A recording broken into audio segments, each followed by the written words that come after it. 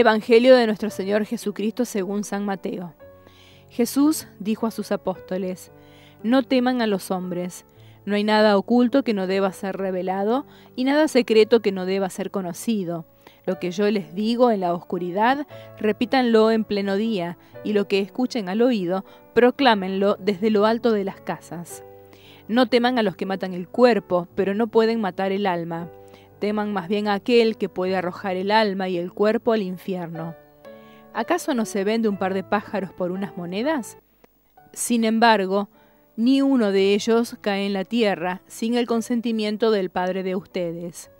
También ustedes tienen contados todos sus cabellos. No teman entonces, porque valen más que muchos pájaros. Al que me reconozca abiertamente ante los hombres, yo lo reconoceré ante mi Padre que está en el cielo. Pero yo renegaré ante mi Padre que está en el cielo de aquel que reniegue de mí ante los hombres. Palabra de Dios. Hola amigos y amigas, nos encontramos en torno a la palabra de Dios, con esta propuesta de vida que siempre Jesús nos hace. Podemos imaginarnos la vida cristiana desde la figura de los dos caminos. Un camino que nos lleva a la salvación y un camino que nos lleva a la perdición. El libro del Deuteronomio, en el capítulo 30, nos habla de estos dos caminos, de estas dos posibilidades. El camino nos invita, el texto, a elegir la vida, justamente como camino de salvación, de liberación. También la Didaché, este primer catecismo, que fue escrito incluso antes del Evangelio de San Mateo, Catecismo Antiguo, nos habla, inicia este libro con la propuesta de los dos caminos. En realidad es una indicación que Jesús también ha hecho cuando Jesús habla de la puerta estrecha y la puerta ancha que nos lleva a la perdición, la puerta estrecha que es el camino de la salvación. O dicho de otra manera, con el lenguaje de San Ignacio de Loyola, las dos banderas, siempre estas dos posibilidades de elección de un discípulo de Jesús. Lo importante, pensando en el camino, es saber que este camino nos lleva a una meta. Es el camino que nos lleva a la felicidad. En realidad, en el camino ya se encuentra la felicidad. No es que estamos camino a la felicidad, sino que hemos hecho de la felicidad nuestro camino. Jesús se presenta a Él como el camino. Yo soy el camino, la verdad y la vida, va a decir Jesús en el Evangelio. Entonces, pensando que Jesús sea el camino, a los cristianos, entre ellos, en la primitiva comunidad cristiana, se llamaban ellos los del camino. Ellos no se llamaban cristianos. Decir cristiano no era muy agradable este nombre. Seguidores de alguien que se consideraba ungido de Dios y había muerto en la cruz. Entonces, en realidad se llamaban los del camino. ¿Por qué? Porque habían elegido ser elegidos por Jesús y entonces habían optado por este camino que Jesús propone, que es el camino de la renuncia al egoísmo para buscar el bien de los demás, el camino del perdón, el camino del servicio, del compartir, un camino en el cual nosotros encontramos la verdadera felicidad. Por eso es un camino a transitar desde el cual nosotros encontramos la propuesta de felicidad. Todos somos buscadores de felicidad. En este camino nosotros, cristianos, encontramos la felicidad. Ciertamente este camino es un camino diverso al de la mayoría. Nos damos cuenta de que muchas veces tomando este camino vamos en contra de la corriente. Recuerdo en alguna ocasión un pequeño cuentito. Dice que una persona venía en una autopista y entonces escucha por la radio esta persona que esta persona venía en contramano. Entonces escucha por radio que se dice que tengan cuidado porque una persona estaba conduciendo contramano y entonces él, escuchando este mensaje, dice: pero miles de personas vienen en contramano. Él se creía que él andaba bien y los demás estaban en camino equivocado. El cristiano muchas veces sabe que su camino es diverso al de la mayoría. Su pensamiento es diverso al de la mayoría. Cuando todos van por un lado, muchas veces el cristiano tiene una propuesta diversa porque la propuesta del Evangelio ciertamente es una propuesta diversa.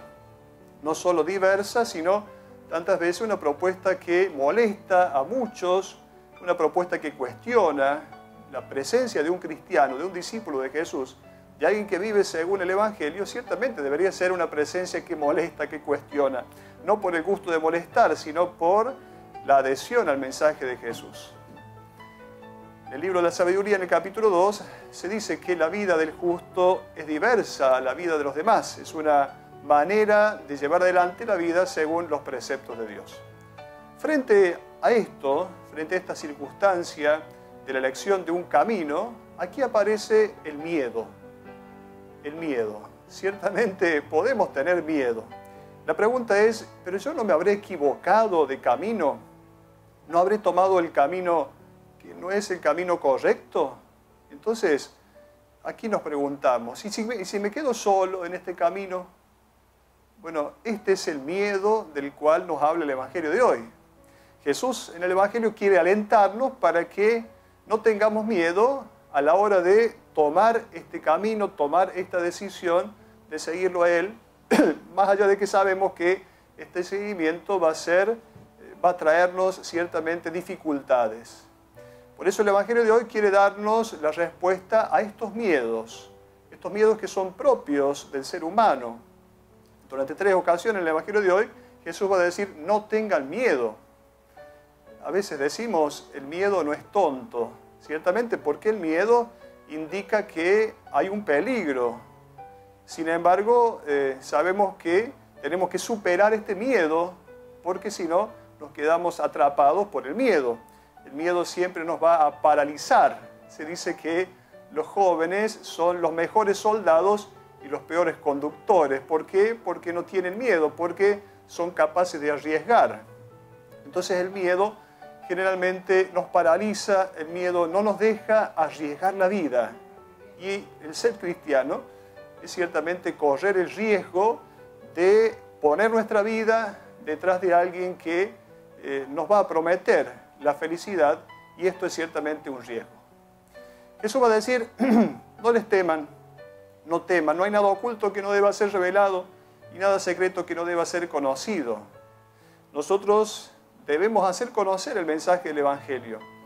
Nosotros somos instrumentos para que la revelación de Dios llegue al mundo. Por eso nada oculto que no deba ser conocido.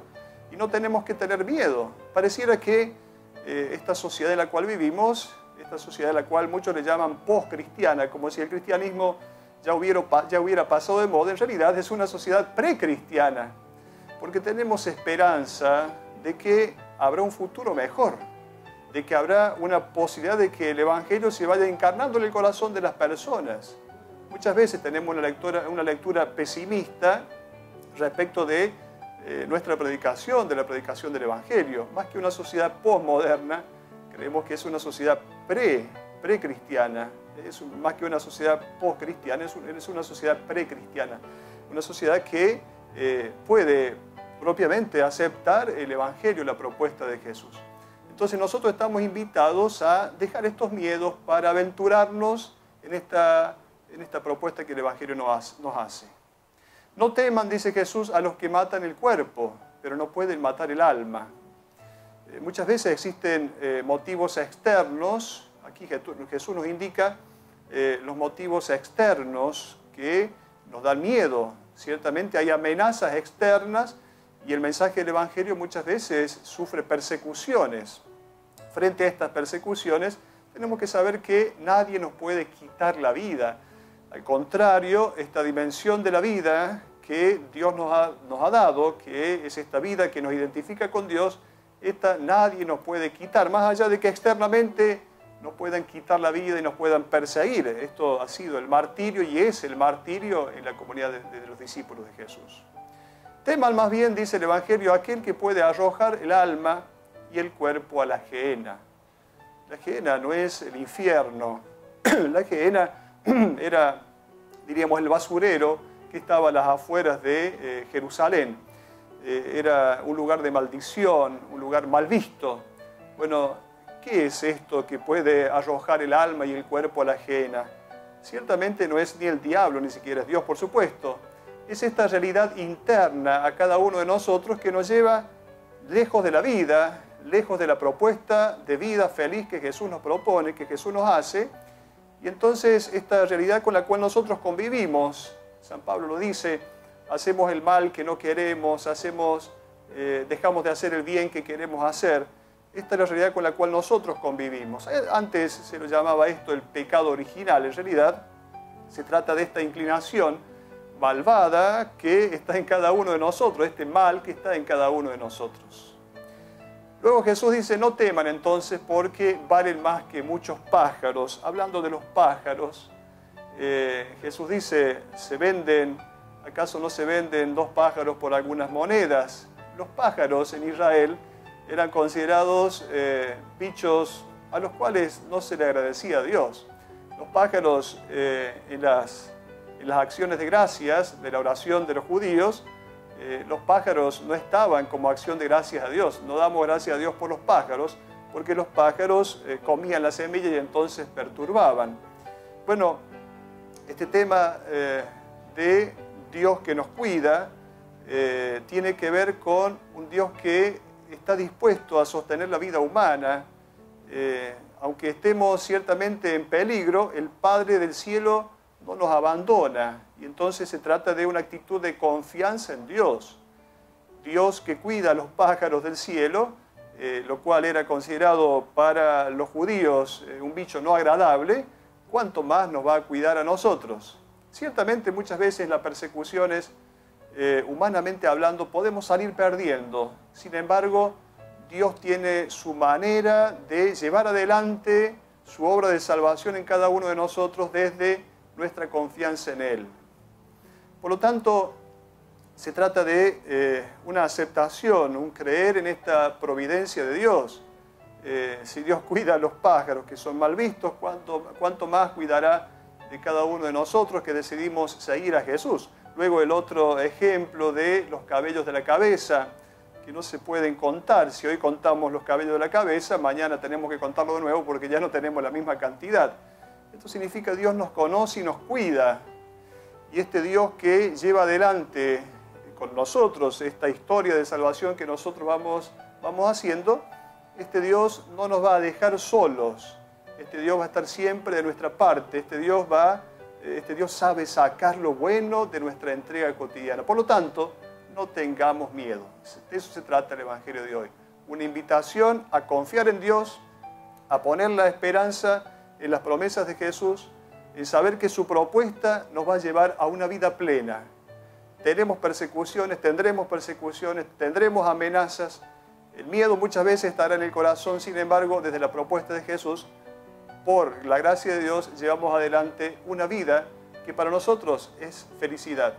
Que no hemos, ya lo decimos, no hemos elegido la felicidad para el final, sino que hemos elegido la felicidad para ya ahora. No es que estamos camino a la felicidad, hemos elegido la felicidad como camino.